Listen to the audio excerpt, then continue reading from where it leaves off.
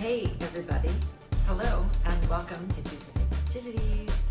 Karyn Bryant with you, KB. Welcome, thanks for joining me. Renato will be along in just a moment.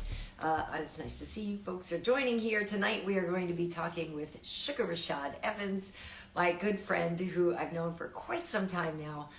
We know he is in the UFC Hall of Fame, but he recently fought at Eagle FC, and that is Khabib's fight promotion, and he picked up a victory there, so we're going to talk about that. But for those who don't know, Rashad is really kind of into mushrooms and psychedelics and the whole toad thing and the DM. So there's a lot to talk to him about. Some sweet Brazilian time, ladies and gentlemen, the man, the myth, the legend, 27-time world jiu-jitsu champion, Mr. Renato Laranja. Hi. How you doing there? Look at you, Pohan. Hi, how are you? Good. You look like you've been doing arts and crafts. I do. This is a new shirt. I like. It I looked do like too. it looked like you was waiting for me. me, like you're waiting for me to come home, and then you're doing like some arch, like you're doing some finger paintings and some arts and crafts, but you're wearing that shirt with no underwear, and you're waiting for me to come home, and you're doing something creative while you wait for your Uncle Hanach to come home, Pohan. That sounds like the player, you know, in the player, the one who how he goes and he starts dating the painter girl. That's the wife of the. Oh yeah. And he killed. She's all billowy. Everything's billowy and light. Yeah.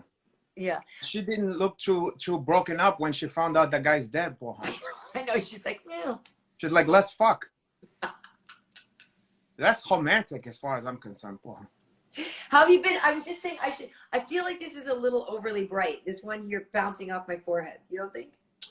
Don't worry, I crop out that one anyway. Like when I put the videos, I put like this much here, and then mostly I'm here. God, the money maker. It is mostly about you. It's true. I feel like, or maybe it's too close still. I feel like it's just maybe a little bit too bright still. I don't want to be in the Del Taco, Renato. You got me so paranoid about it. Well, you've been good about that. Okay. I think you're good, and we gotta tell the fucking guests to bring their lighting game up, because sometime if we want to post that one, we looking correct, and then these guys look like they like this. They in witness protection. I know. Witness protect. Well, tonight we will have Rashad Evans on with us. Rashad. I want to ask you though about last week. I want to revisit that just for a moment, because for those who don't know, we had a very special episode of Tuesday Night Fistivities. We had a coming together of Renato and Chris Weidman of Foes, back to friends. How are you feeling about that a week later? I feel fine, he's not here. So, that's in the past, what happened in that one, and we're moving forward. Good. Yeah, I'm glad. I thought it was a really, it felt good to kind of get all that out.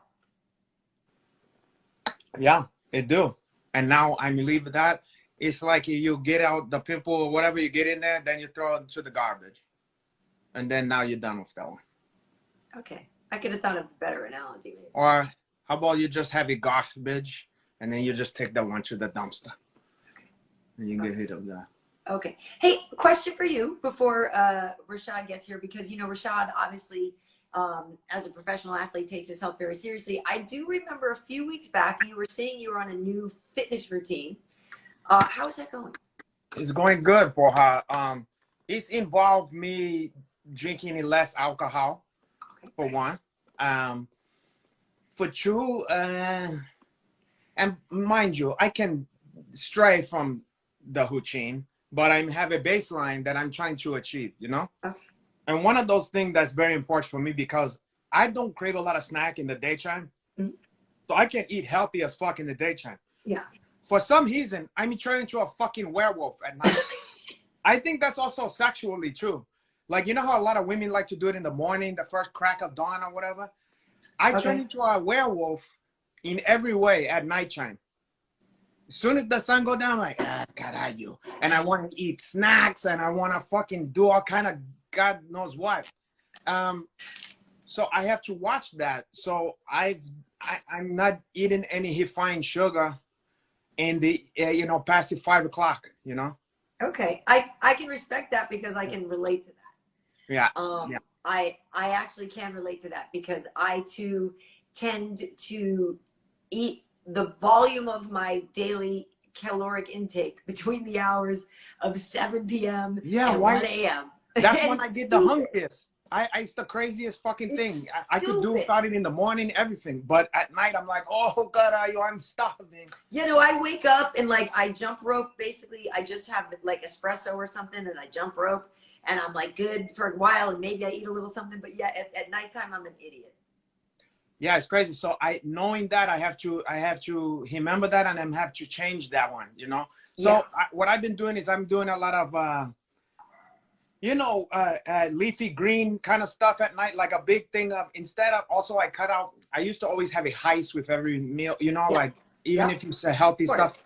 And instead now I'm just have like, okay, maybe some fake meat stuffs. And then I put it over like steamed kale or for Right. Rashad collard green for her or mustard green. Yeah.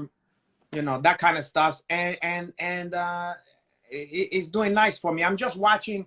For the longest time, didn't give a fuck, and I wasn't watching the calorie. Even though I'm eating stuff that's not bad, I wasn't giving a fuck when or what time I'm eating, what the fuck I'm eating. Now I'm just paying a little more attention, not drinking for just the hell of it, you know, and stuff like that. Like I'm treating more stuff like a special occasion, and I'm up the working out and stuff like that. Great, nice. Okay, Well, one fun stuff, real quick. Yeah. I'm my. Oh, am I boring you? Who are you talking to? No. Over there? I have no. It's a man. I'm getting an assist. I don't want man. This one's bothering me, so I'm getting an assist. No, right here, kiddo. I don't want any man around my kid. I'm sorry. No, I'm sorry. I didn't mean to. Yes, just turn it off. What's his name? Show your face, you coward. No. Thank you. No. She's on the support crew. She doesn't want to show her face. But yeah, no. So you've been working out as well as eating much more healthy, and cutting out the rice and all that. A thing that fucked me up lately is because thank you. My dog is getting up there. She's a senior doggy, Okay. you know, Hootie. So she have like a problem in the arm where, you know, where she's had like tendonitis or something like that. Like she had an all injury and it's fucked up, and sometimes she limp and stuff. Like I used to take her hunting up Hunyon Canyon and doing all that stuff. Yeah. Now I can't really take her that far, and it's fucking me up because now I can't do that stuff, you know. So what I did is I said, fuck this. I'm going to buy like a baby Bjorn, you know, like one of those kind of thing where you have it. Oh, God, are you? Boom!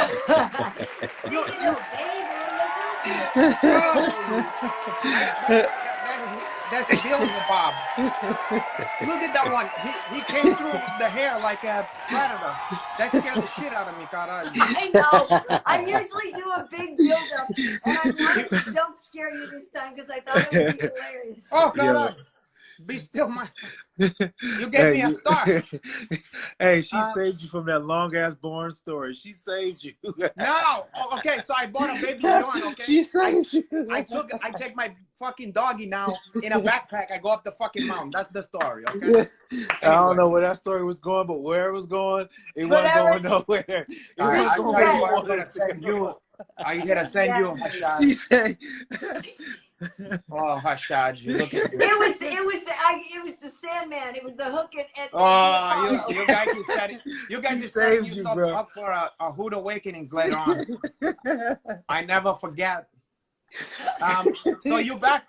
Congratulations, you're back. Yes, with Earth, Wind and Fire, playing bass for Earth, Wind and Fire. The studio session musician. You guys just did the Universal Amphitheater, Karyn. Oh my gosh, he's gonna be passive aggressive all night. I know it. He's gonna be passive aggressive all night. I'm so sorry. You made your bet. I was gonna be nice because Black History Month, but now you can forget. I was gonna be nice because I like black people, but now it's trying to attract black. They're gonna be like, is he drinking wine again? Remember he got accused of drinking wine last time? Who did? That's you right. did. Remember they said that you were drunk? They thought you were drunk? Right. I know. There's no wine in here. Hey, so everybody's saying congrats. It was obviously great. I feel like you're still on your victory lap.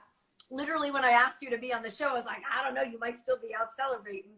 But how good, maybe tilt your phone down a little bit, though. You have a lot of headspace, and then, yeah, there we go. A lot of hair. but yeah, how does this feel? Because you know, like you were training for this for so long, you wanted this for so long, you wanted this so bad. So how does it feel now that you got it? It feels great, KB. It was a long time coming, you know, and Yeah.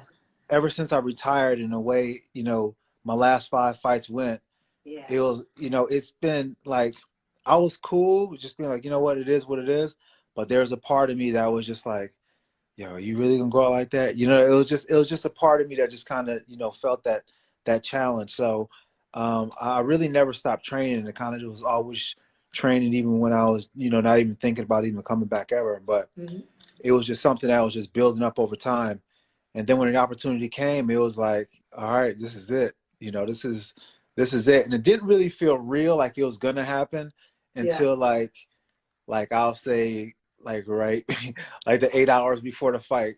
It Oh, felt really? real. Yeah, it felt, I mean, during fight week it felt pretty real, but like during like the last 8 hours before the fight, I was like, ooh, man, okay, this is really about to happen, you know? So Nice. And so, Right. I mean, once did it take you a minute to feel comfortable? Like, how long did you need in there to feel back to like that it was home again? like after I got kicked a couple times, you know what I'm saying? Like after I got kicked a couple times, I'm like, dude, wake up. What are you doing? What are you doing? What are you doing? Make an adjustment, you know? Yeah. So then I just like started to like make the adjustments and then make the read, and then the crowd kind of fell away, and then just like, you know, where I was at even just fell away. It just felt like I was just in a gym sparring, you know, trying to bring some pressure to this fighter. But it was it was a great experience, you know, because I haven't felt that feeling in a long time, just going through the roller coaster of emotion, just, you know, the up and downs of where it takes you, and being able to just, you know, harness everything that's just been building up in me for so long to finally have that release, you know, it felt amazing. Well, I wonder how it felt for the other gentleman who it didn't go his way. You're not thinking about that now. The Brazilian gentleman that you snatched away the victory from, that one, he's have a family too. I know, but Yeah. listen, it's either me or him. It's either me or him, brother. That's how it is. That's and how it on is. top of it, to add insult to injury, now you're celebrating a whole month to yourself, a Black History Month. Nice. You set it up that way. To put salt in the wound. Perfect time for a victory lap. To put barbecue sauce in the wound, porra. Not for nothing, though, Rashad. When they did announce that fight, a lot of people were like it's not like you got an easy fight. Yeah, I know. The guy was pretty good on the ground. He was coming in off of a win, you know, pretty confident and really trying to make a splash. And you know, he tried, you know, I mean, he was coming in there for it. You know what I'm saying? He said that he was gonna TKO me and everything. So I'm just like, okay. Almost, porra, almost. Caralho. Hush. What? Sorry. At what point was it an almost? At what point in the fight was it an almost? Renato, when? Well, your short started. He knocked you so hard your shorts was fall down. You know, like a King Hippo. Do you remember in the Tyson? The shorts coming out. I had issues with my shorts all night. I didn't realize, like, before I went out there, that I didn't have a drawstring on them. You know what I'm saying? Like, it didn't really occur to me that I needed a drawstring until I'm trying to escape, and I'm just like, I'm in this dilemma. Like, okay, if I get up, I think my booty, like, it's all coming out. Yeah, I think my joint may come out. You don't wear underwear? Yeah. You seen the fight? Yeah, I had underwear on, but I had the cup on, but it goes up your butt like a thong. You know what I'm saying? So it's like, yeah. So I was like, oh my gosh, I just felt like I was just something was about to pop out. But why didn't you wear the badonkadonks like you're supposed to? Well, I mean, you used to. Well, those you heard that was a Freudian. She said like you're supposed to. You know why she want to see that one? She want to see your cheeks, for him. Cause KB, I'm a skinny booty now. I got a skinny booty. It's skinny. Oh, cause you slimmed down. Yeah, I slimmed down. You know what I'm saying? I'm not bringing the bass like I was bringing before. You know? used to bring it. You used to have the flow jaw or whatever. I had that bass. Hey, okay, so one thing I do have to ask though, because of the, what preceded this fight, Yeah. what did you recognize that you did correctly on Friday that you hadn't been doing correctly those last fights? You know what I mean? What was different? What clicked? I was just moving forward. I wasn't playing a defensive role. I wasn't trying to be elusive. I was moving forward into the action. And, that's what I've been doing a lot more, just kind of bringing that pressure and just kind of make people throw the punches, see whatever they're going to do, and then respond off of that. I felt like as I was getting in those last 5 fights, I was just in a position where I was out there, but I was, playing too much defense and not really initiating the action. It's a fight, and if you're not willing to push forward and be the guy pushing forward, then that means you're the guy that's getting pushed back. And if you're getting pushed back, that means you got to move backward at the same time, think about what he's going to do at the same time. It's just way too much thinking's involved, versus just moving forward and just getting in the mix of it and just.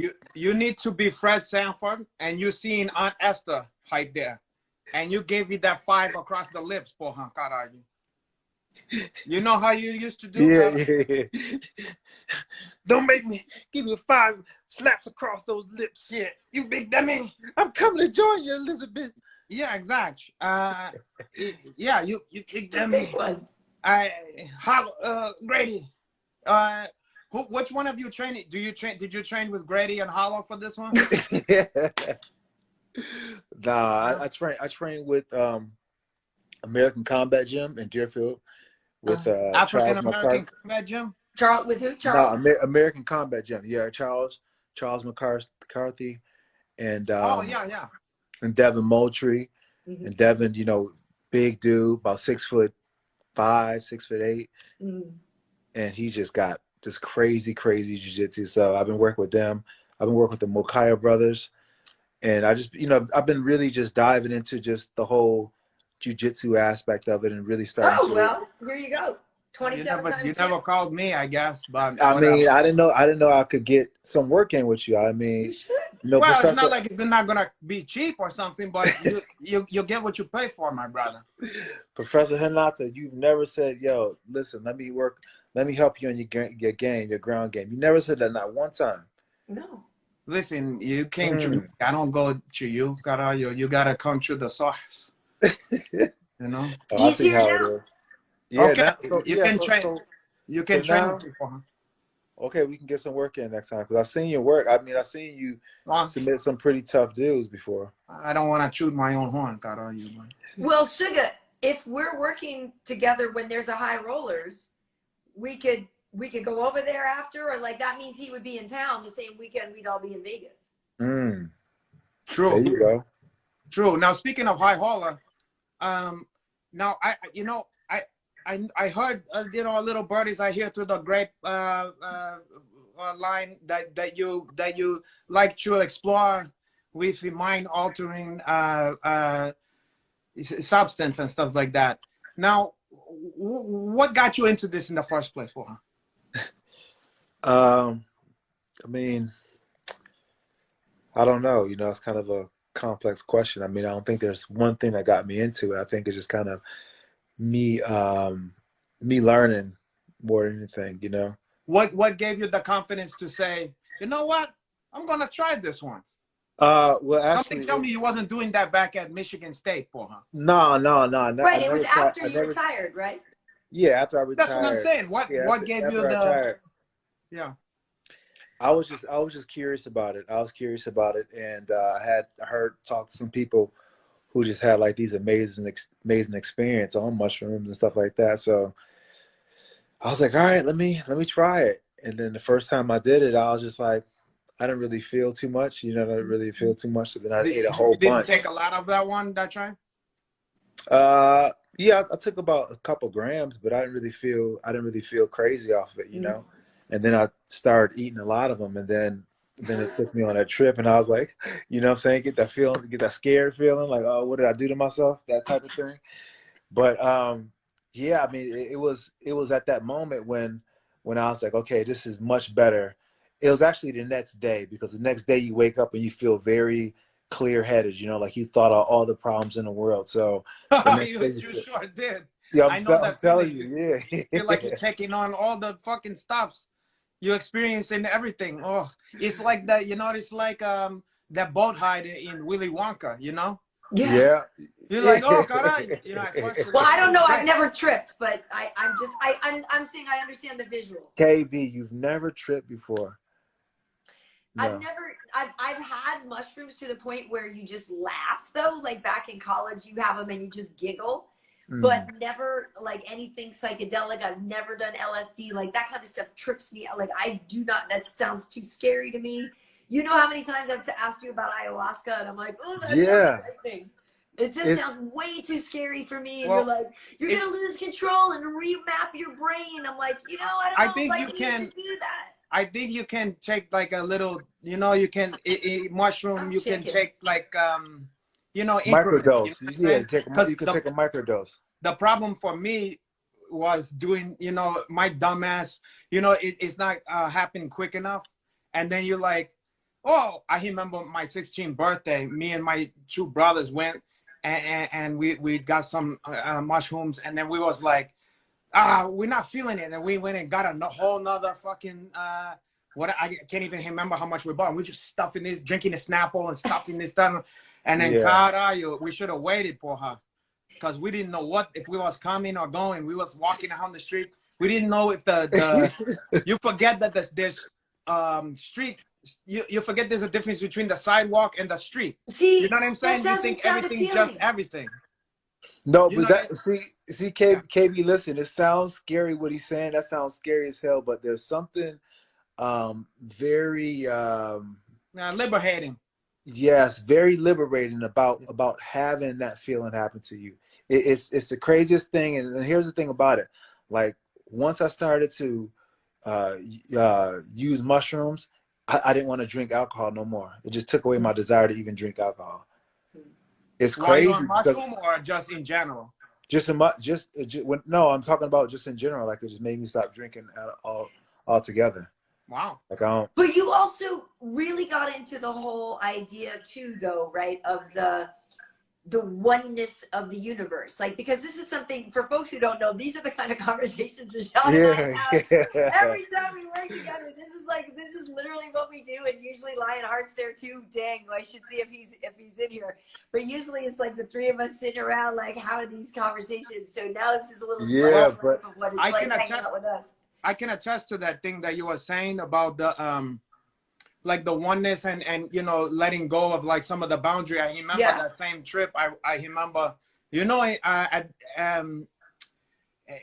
remember standing outside waiting for my brothers, and they was inside the Korean grocery or whatever, and I'm outside just tripping the fuck out, and I just look and I see like a mango, you know, like the fruit outside in the street. And I just see that one and I just take that one and just start eating it, like biting into the thing without the skin and everything, juice coming down here. The fucking guy who's guarding the fruit just looked at me like, oh, caralho. And he didn't go and tell on me or nothing. He was like, I'm not saying shit to this fucking crazy person. But I just thought to myself, like the concept of money or the fact that there's fruit. Yeah, it's just right there. Just everybody. I need it. Know? You just eat it. But that's the thing about it, man. Like, like when you start to open your mind with those psychedelics, it's crazy. Like you'll get to know a different side of yourself. You're just like, man, I didn't. Because here's the thing about it, like we don't realize this because we're so caught in society, but society is very, very fake. We walk around and we pretend all day. Yeah. We pretend all day, and we all do it without even thinking about it. But when you do mushrooms, you be like, you see right through it, and then you be like, why do we do this? Why do we play this game? Why do we play this game? And we know we're all playing this game, but we all continue to do it. So what should we do instead, though? We should be who we are, but we got to find out who we are. We got to be able to go past this superficiality that's our reality. That's our fabric of our society. You know, once you go beyond that, then you find another part of yourself that you just like, oh, okay. Like you realize you see the system for what it is. You know what I'm saying? And you see how much people are caught up in this system of thought and everything else like that, and can't think outside of this paradigm. You know, it just. I mean, it just. Well, I've always said it always sounds like the whole Matrix red pill, blue pill thing. Yes. KB, I think it'll just be like, but I mean. Wait, but so authenticity is important, and you know, and I know what I've been going through the last year and stuff. So you know that I am back on my path to my own authenticity, which is great, and it feels really good. But you know, like whenever we would talk about ayahuasca, I was like, I don't know, sugar, because I don't know if I should address some of these truths. You know what I mean? And so it was it was always one of those things. Like I addressed it now, obviously. But like, so I knew I was holding on to something that I probably really needed to like address, but I was like shoving it down and shoving it down. To be fair, so I feel like, yes, there are probably things that I need to go through and get free of. And I hear that ayahuasca makes you sort of not only physically and literally and figuratively purge a lot of past traumas and past things, and it helps you get rid of things. Is that a fair assessment? Yeah. Yep. And it helps you because it's all you. It's all you. It's just that you manifest yourself in some dark ways. And some of those dark ways that you may come across, it'll scare you. But you'll recognize that darkness because it's your own darkness. But people hate that. People hate feeling that feeling. They hate feeling that part of them. They hate to know that there's a part of them that's like that, you know? Wait, you hate being dark, huh? But it's African Black history. Proverbially, oh my gosh. No. The darkness in his soul. The darkness in the soul, God, man. Okay. Yes, the darkness in the soul. When you have the darkness in the soul, people hate that feeling. So when you start doing the ayahuasca or whatever psychedelic, it starts to just, you start to come across them. And then some people get scared. Like it's a bad feeling if you're not really ready to do the work. But that's when it comes down to doing the work. You know what I'm saying? If you're down to do the work, then you just accept it all. And then when you do that, there's something very liberating on the other side of that. But it's going to be scary for a second. Hey, I don't want to interrupt, but I just want to acknowledge Chai-Hon Spong. Hey, Tyrone Spong. He's been putting a lot of comments, and we didn't say anything like his chopped liver. And I want to pay his respects to Chai-Hon Spong. Oh, my brother, Tyrone. Well, we love him. I didn't. Hey. Did I ever tell you about that story? What? Which No. Huh? So, we all have Tyrone Spong stories. Yeah. So when Tyrone first moved here, like he was staying in the apartment with me, and he would always make me late to practice, you know. So I'm like, you know what? I'm gonna leave him because Mike Van Ars was like, hey, Ed, you come in late again, you're gonna have to get on this aerodyne after training, you know, Ed. You know, so I'm just like, dang, I'm not trying to have those problems. So I told Tyrone, I'm like, yo, Tyrone, look, man, if you ain't up in the morning, I'm just gonna say Tyrone one time and I'm gonna leave. So sure as shit, the next day I go to leave. Tyrone, he's still laying in the bed sleeping. So before I left, I opened his door. I'm like, yo, and I just left. So then he caught me as I was getting to the door, and he's like, nigga, wait. So he grabbed all this stuff, and then he rushed down to the car, and I'm in the car, and we driving, and I can just feel him just mad, you know what I'm saying? Like pouting like a kid, you know what I'm saying? Yeah. Just mad, right? So I'm like, man, what's wrong? He be like, nigga, I didn't eat. I didn't eat. And I was like, you didn't what? He said, I didn't eat. And I was like, I just died laughing, man. I'm the same kind of person in the morning. You know, he's a man after my own heart. I think it's because he have the same complexion and the same demeanor as your Uncle Henry. I think his demeanor is a little different than yours, Renato. Listen, never mind that. I'm hero. So my Spong story is of when he came to FS1. Remember when we were doing Black Zillions versus ATT for Tough Talk? So it's the Ultimate Fighter ATT versus Black Zillions. So every week we have people come in and you know, coaches and different stuff come in. So when he was coming, I was like, I told my wardrobe department, I was like, ladies, you're welcome. You know what I mean? And I was just like, yeah, he have that Chico DeBarge look.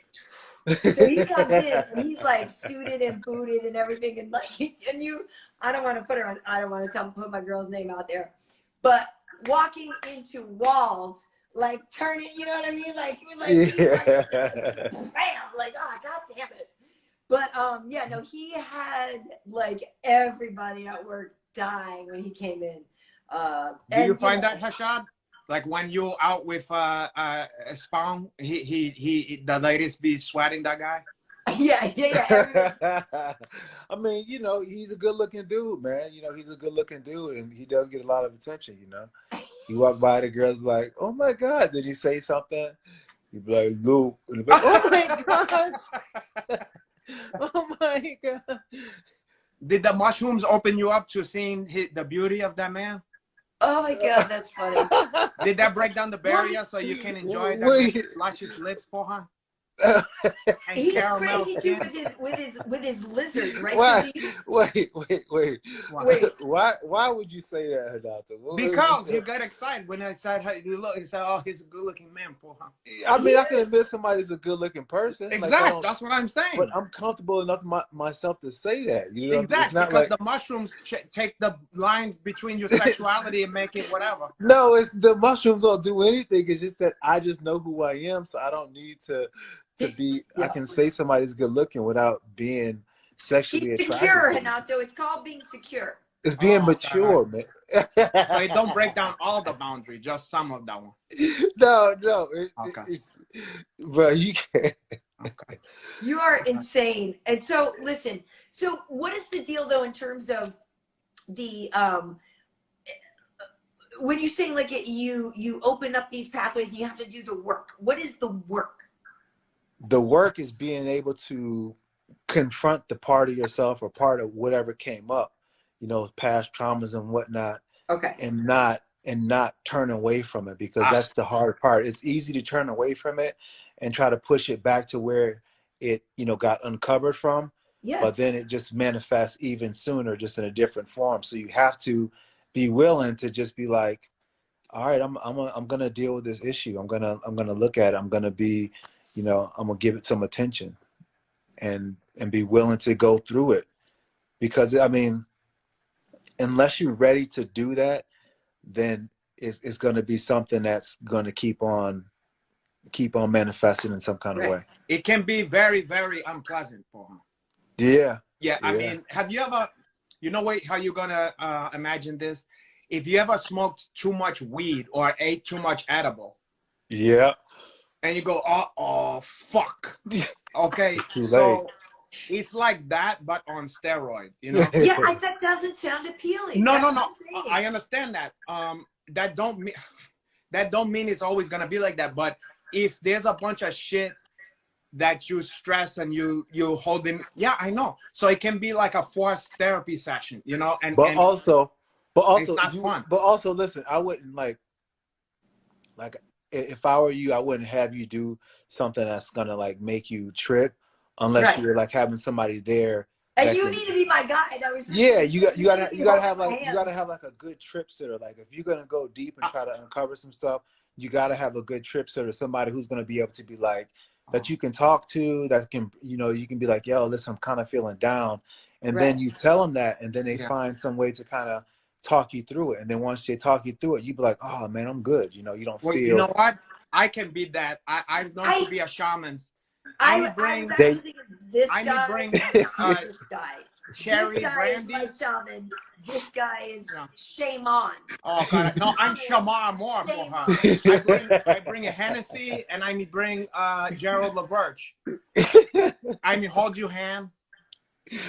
And I do some deep body work. The last thing I'm gonna do is be on drugs anywhere near you.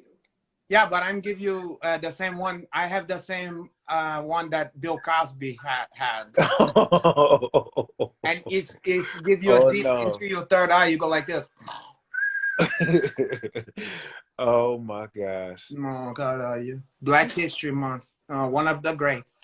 So, Rashad, do you think though? I know it's maybe weird, but like, did it help you in your fight game? Like, does any of that difference that you've made in your brain help you as a fighter? Because in a lot of ways, I would argue that by becoming more one with the universe, and I know we've had this conversation with like Dan Hardy, I know he talks about it a lot too, but like there's a part of me that thinks the more you do this and the more you recognize the oneness with the universe, the more you might actually be relieving yourself of any sort of fighting instincts. And so it's weird to still, or not weird, I'm just asking, like, how do you balance those things? Because I would think that you would become more of a pacifist, if anything, from doing this. I'm very much a pacifist in many ways, but I don't look as a fight as like, you know, like truly harming that person. You know what I'm saying? Like, I feel as if it's like, it's something that we both agree to do. It's like playing a game, but the stakes are really high. You know, the stakes are, if you make a wrong move, then you're going to get a bloody nose for it. You know what I'm saying? So I don't look at it as like, you know, me trying to kill this person. If it was like that, then I wouldn't do it. So for me, it's a competition. And the competition is at high stakes, but those high stakes, it brings out a different reaction in me that I don't feel anywhere else. It brings about a fear, it brings about an anxiety, it brings about a mental trip without any drugs that I don't get anywhere else. You know what I'm saying? And it's a feeling that, you know, once you feel it one time and you go through it and you actually execute on the plan as you've been training to do, it gets kind of addicting, you know, because you're just like, I want to do it again. It's like a scary roller coaster that you want to get on and ride. But then when you're on it, you're like, damn, why'd I get on this roller coaster? You know what I'm saying? So it has that kind of element to it.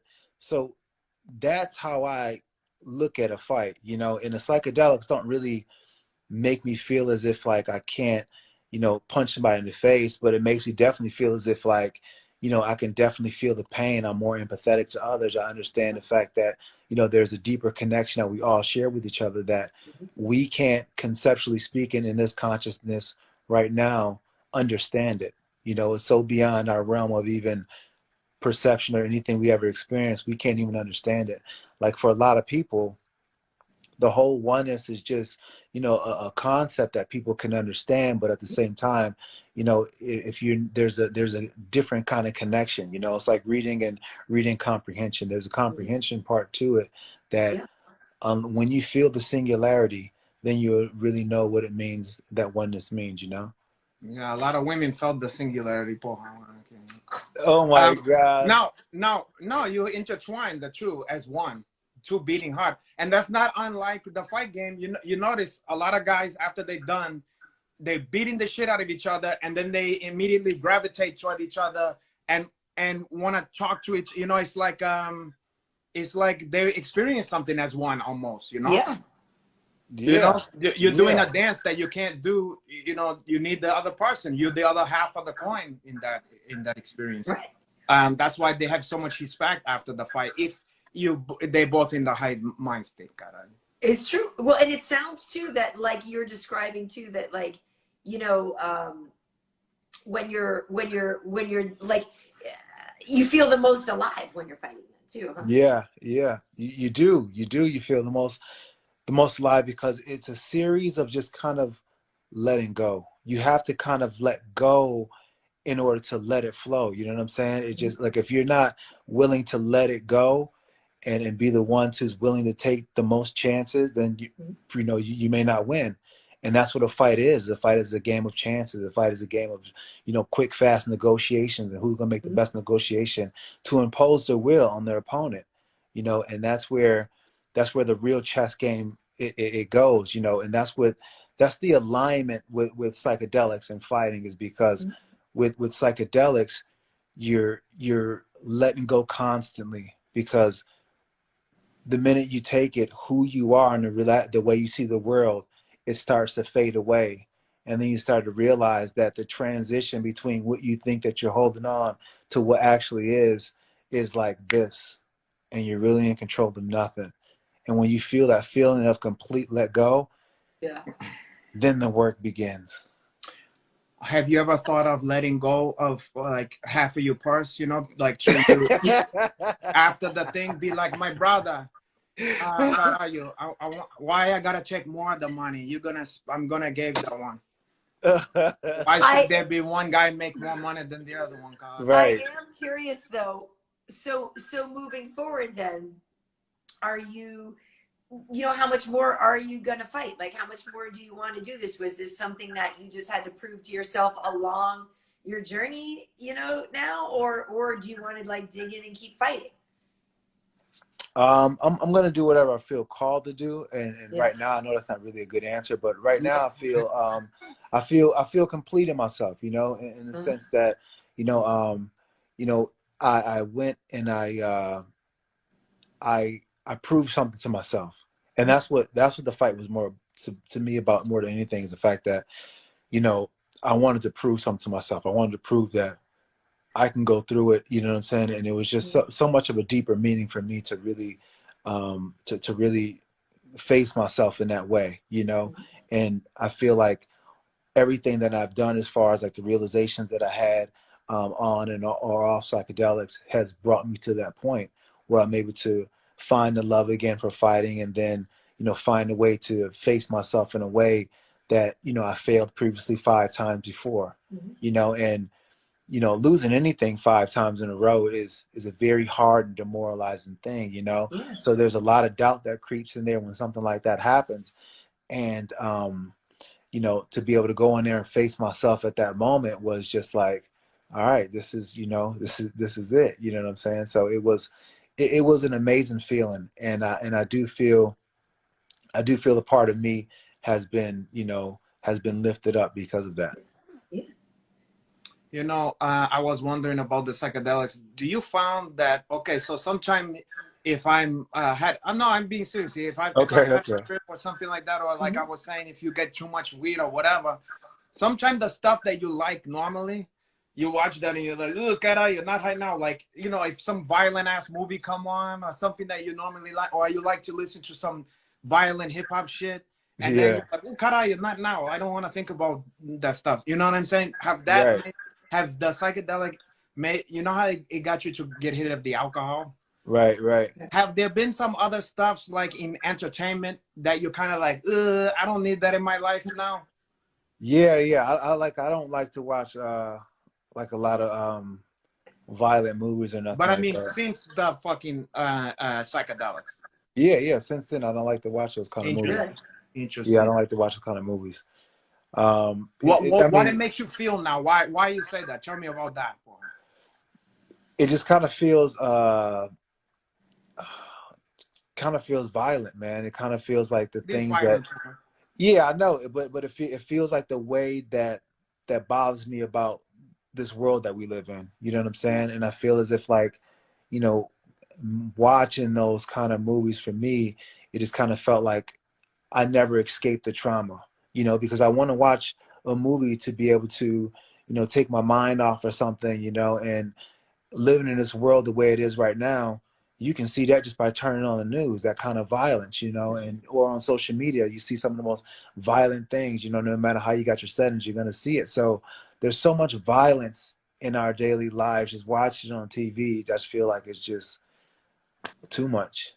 Now, what would you say? Some people, sometime I think, use horror movie in the same way that you're using psychedelic, like where you're facing the shit.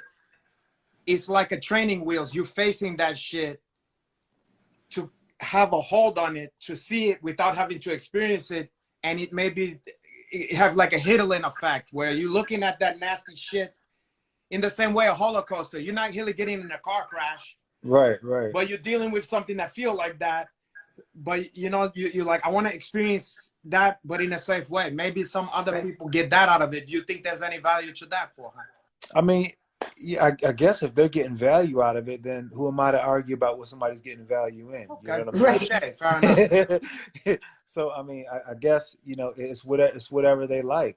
I'm just saying, for me, myself, the question was for me. I didn't say it had to be any way for anybody else. I mean, that's just the way I felt about it, but that's just based on, how I've been feeling, or, from the experiences that I've had. So that's what has changed me in that kind of way, you know, to make me very very compassionate. You know what I'm saying? Like, I mean, I'm not above watching a movie and having a few tears come out, man. You know, it kind of softens you up in that kind of way, because you start to see humanity different. You know, you see Mike Tyson when he talks about his stories. Sometimes you'll see, you know, Always. But Yeah. from day one. Yeah, because he's one. in touch. He's in touch with that side of him. He's an you know emotional person. Yeah, Well, it makes you go ahead. Go I ahead. was going to ask you that because unlike Shame On, the shaman does respect his children and look after his children.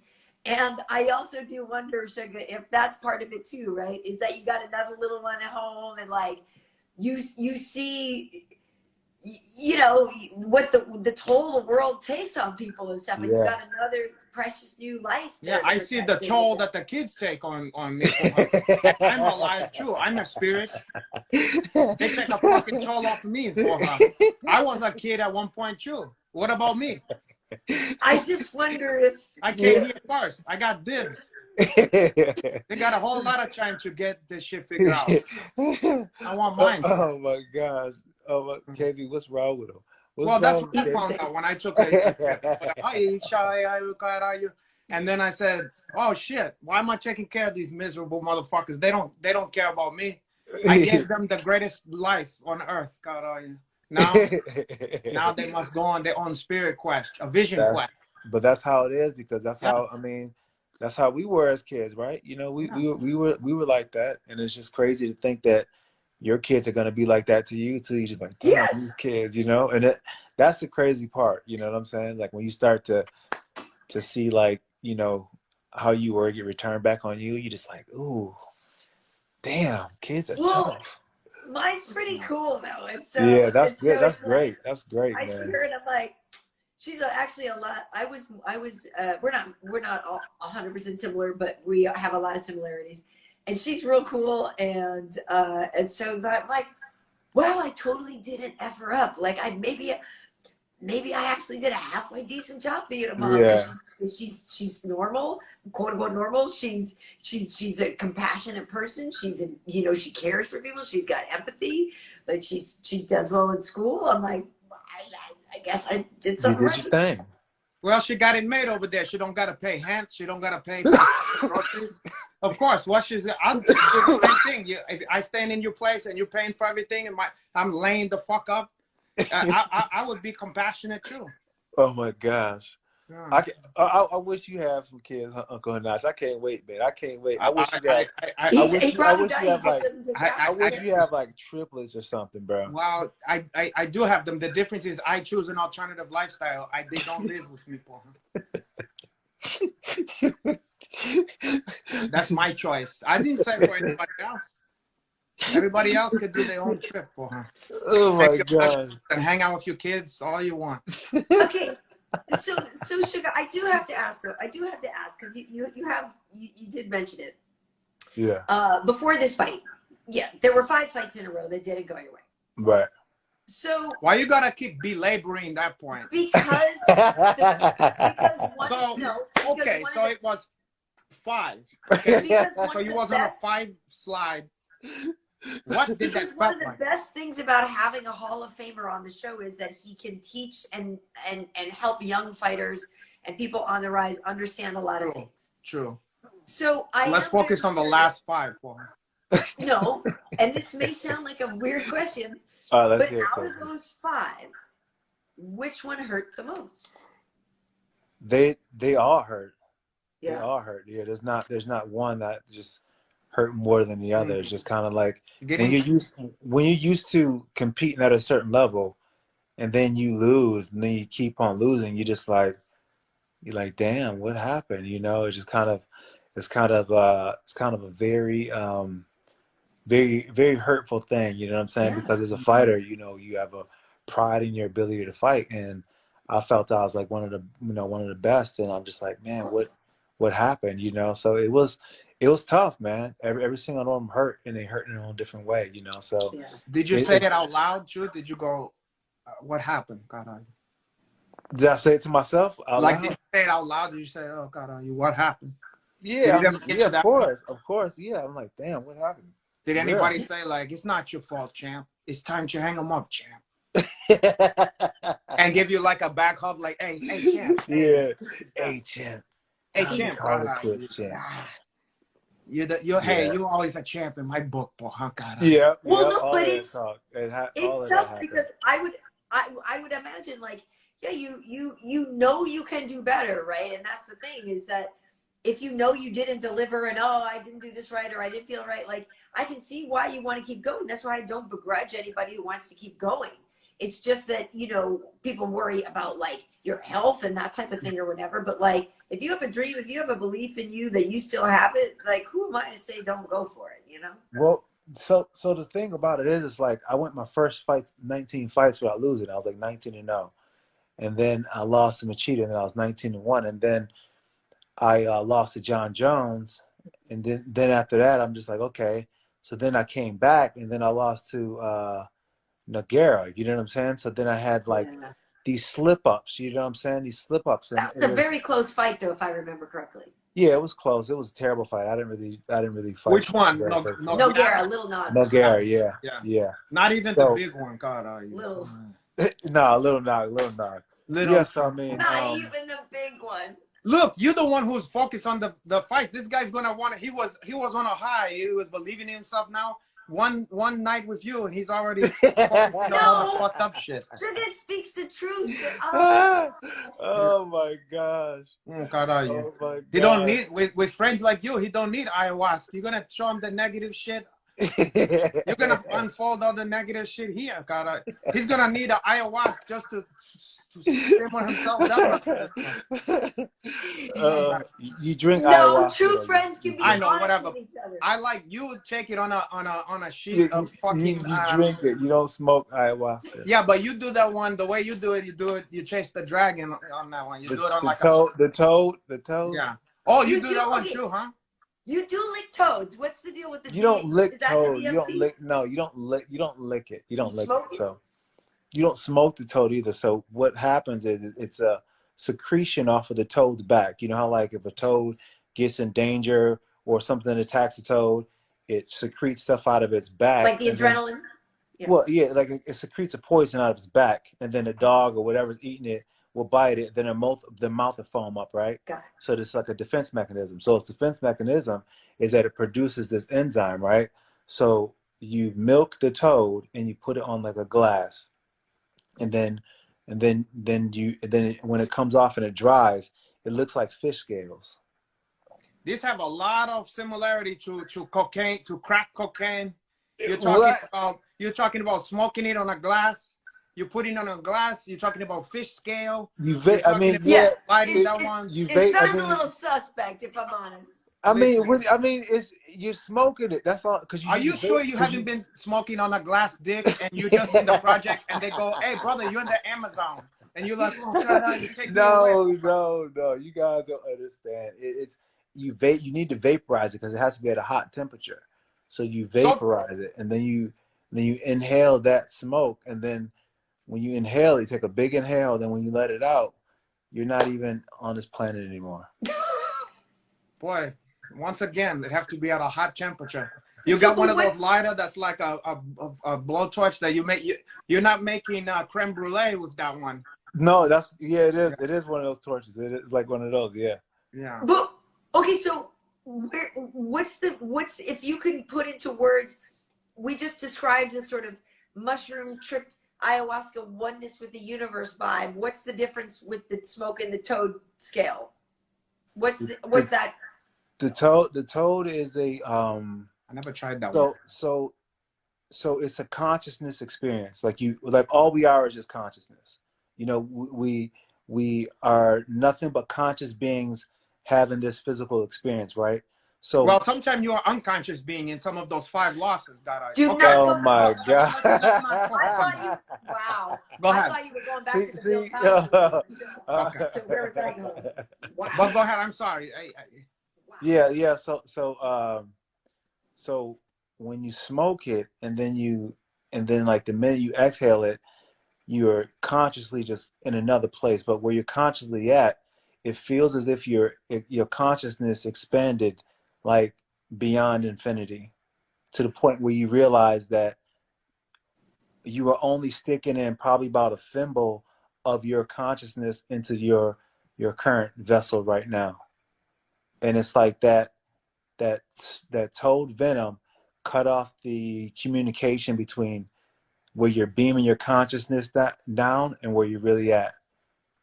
So it's like, it's almost as if like it's almost as if like our consciousness is being beamed into our physical vessel. Okay, from And where? From, I don't know, I mean, it's of no space and time. From Africa, porra. You know what I'm saying? It's the singularity. It's nothing outside of that. It's the oneness of all things. Now, one time I smoked Crazy. a Newport that was sprinkled with cocaine. Now, I felt a certain thing. It didn't last it very long, but I was like, "Ooh, caralho!" I was like, "Warp speed, engage, porra." I mean, I was really somewhere else. Well, now that's a different story, though.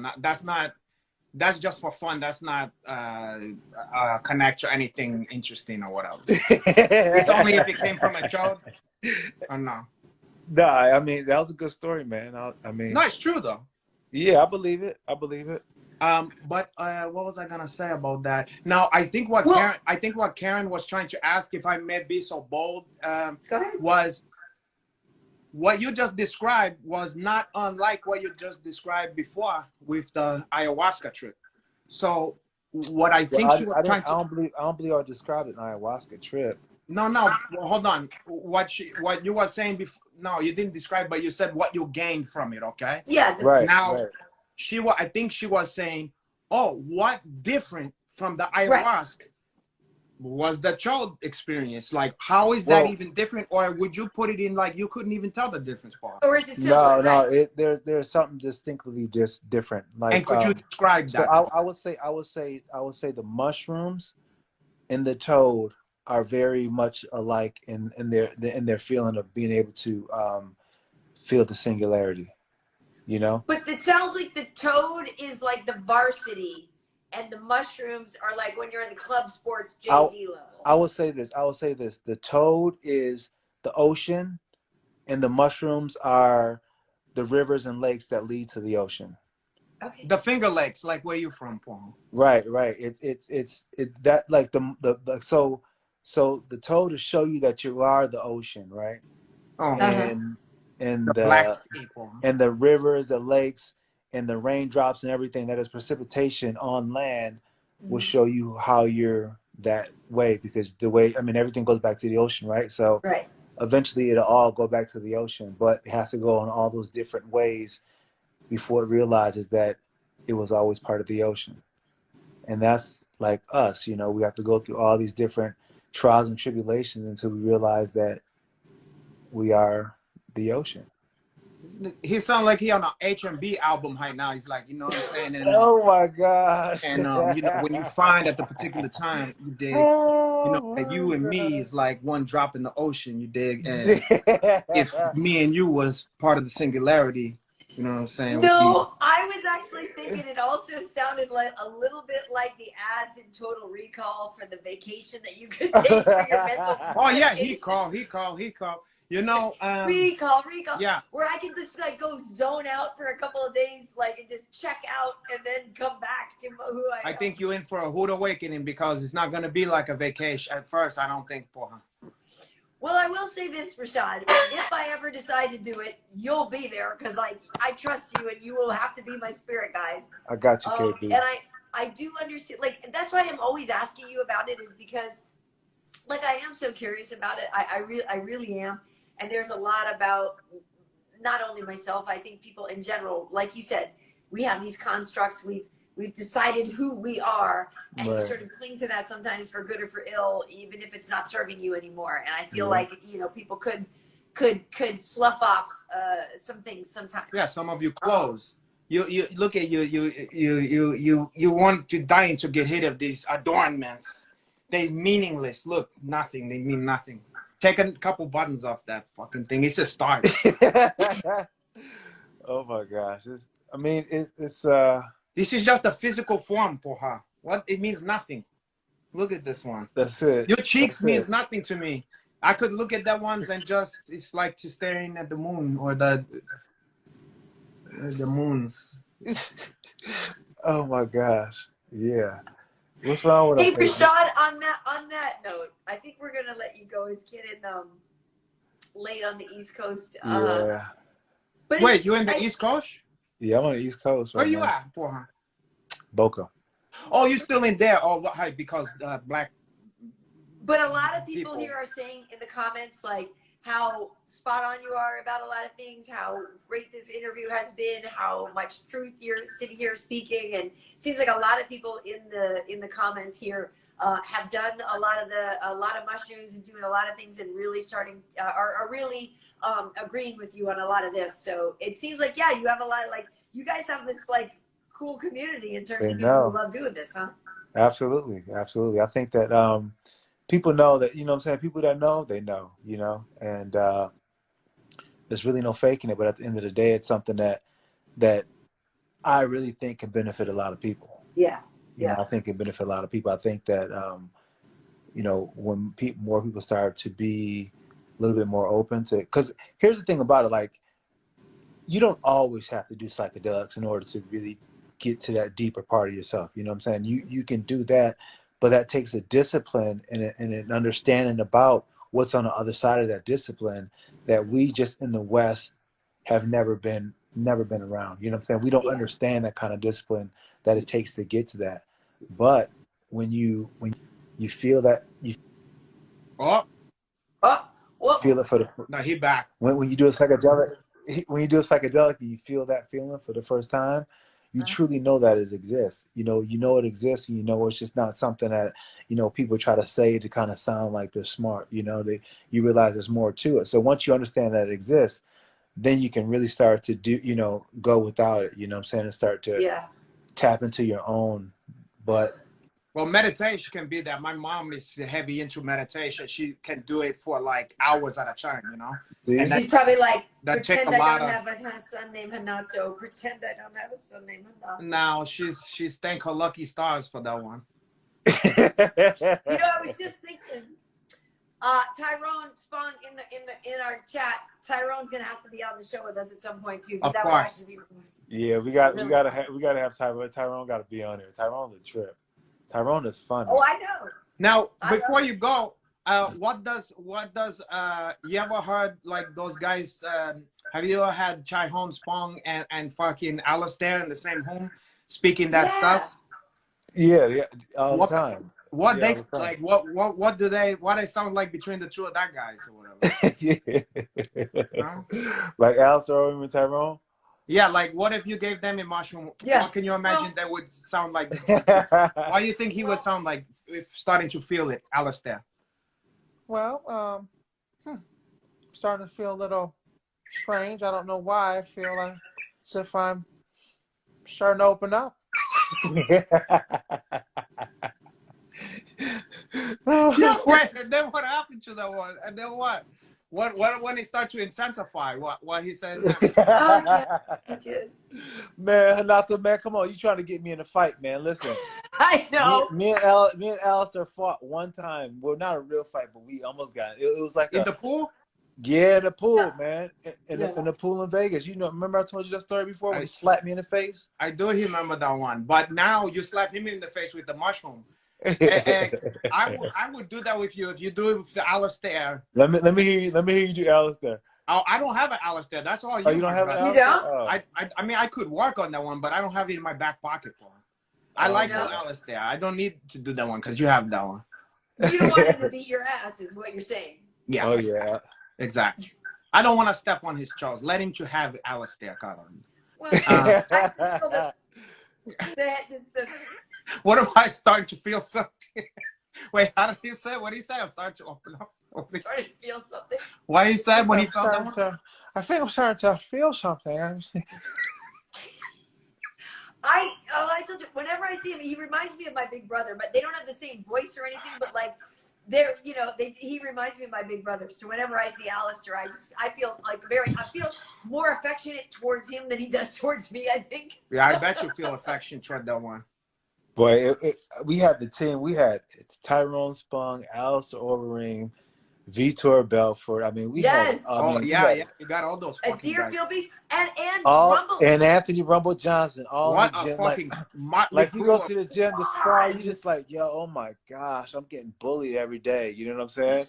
Getting bullied by these dudes, man. But even just hanging out with those dudes, not even fighting, Yeah. like just, you know, must be fucking crazy. Like going to dinner with those fucking guys. Yeah, man. Drink. Yeah. Can you and imagine? They all play too much. They want to sit around and give you a leg kick. That's like giving you a high five out of nowhere. Like, yo, Right. why would you kick my leg though? What Yeah. Why? It's like a 13-year-old stuff. It's like, hey, caralho, you know, boys in the house. You know? But you're right, when it's Spong, Vitor, and Alistair and Rumble, like, really? Yeah, beast, man. And we had that was Michael Johnson days too. And Michael Johnson, Sparky right, Johnson. with the hands. Yep. Well, listen, Sugar, I'm not sure when we're working together again. Hopefully it is soon, you know. But so now, like I was saying, people have a little slice of life of what it's like when Sugar and I are working together. These are the conversations that we have all the time. Yes, indeed. And I'm so excited that you came on here to share it with me and Renato, because you know I love you and I love having you on here, and I'm sorry for this guy. Thank you, KB. Much love. You know I love you. Uncle Hanach, I appreciate you, my man. I'm glad to see you wasn't sipping on that wine this episode. That's good. I wasn't. You got that drinking under control. You got it under control. I'm working on that one. I'm using mushroom to help that. I use mushroom, PCP, all kind of stuff. Liquid PCP oil, natural. I'm going, man. I'm going. What is he doing? All natural PCP oil. Oh my gosh, I'm out of here. Y'all take care, man. Best to the family, Sugar. Yeah, I'll see you soon. Okay. Right, ciao. Bye. Happy congratulations on Black History and all that. Thank you. I appreciate you. All you. Ciao. Huh? Ciao. Oh, I thought we were Bye. saying goodbye. Oh, okay. Caray, how can we miss you if you don't leave, porra? So listen, so folks, we're going to start our after party in just a few minutes over on YouTube. Renato and I will keep the conversation going. And I sent the invite to to Anthony Lionheart-Smith and to Max Payne Griff. Send one to Kendra Lush. She's in here too if she feel like. Oh, okay, yeah, I should. If she feel like that one. But yeah, so seriously though, that's literally like what Sugar and I talk about all the time when we're at work and we work. It's so fun. I love that guy. Yeah, no, he's hard not to enjoy. He's a good guy. I like it. Yeah. He have a good sense of humor too. He definitely does. So for those who don't know, the after party starts over on YouTube in just a couple minutes. I just need to post what we just did to YouTube. But there's a link to the after party in my stories or in my bio. Just go to YouTube/Karyn Bryant, or just you can hit the link in my bio. I have a link in my DMs too, but it's a substance link. And you have to DM me for that, and I'm gonna give you a link for her. Or go to the Fistivities page, but the link for the after party is on Twitter and in my stories, or just hit the link in my bio, and we'll see you over there in just a couple minutes for the after party, where we talk a lot more about pop culture. We take a lot of questions. We talk about movies. We talk music. We talk about. I want to hit you up on some fight stuff too, Renato. That's coming up too. So. Whatever you want for her. Okay. I'm an open books. Okay. All right. Well, we will see you in just a few minutes, folks. But thank you so much for joining us. You sent it Chai Hon Spawn? Did I? What about him? You sent that one to Chai Hon? I can send him a link. You might as well. He's on there. I mean, you can. I know. I'll send it to him right. Yeah, I'll send it to him. Tyrone, just look for it, and I'll send it to your messages in your ID. Okay, everyone. Ciao. All right, cool. Until I'll next see you time. later, folks. Okay, caralho. Bye.